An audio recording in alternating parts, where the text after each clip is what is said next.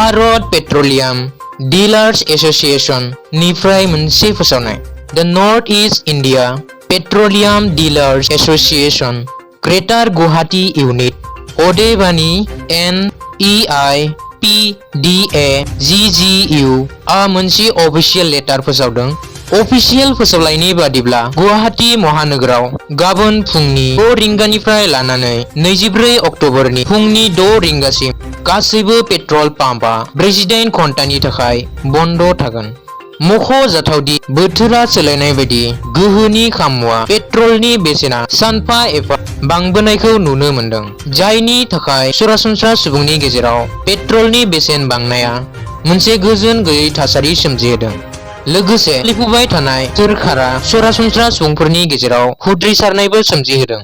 गोहोनि खामुवा पेट्रलाव बांद्राय टेक्सजों लोगोसे बेसेन बांनायखौ लाना नर्थ ईस्ट इन्डियान पेट्रोलियम डीलार्स एसोसिएशनआ 22 अक्ट'बरनि फुंनि 6 रिंगानिफ्राय लाना 24 अक्ट'बरनि फुंनि 6 रिंगासिम गुवाहाटी महानोगोराव गासैबो पेट्रल पाम्पआ बन्द थागोन होननानै फोसावदों।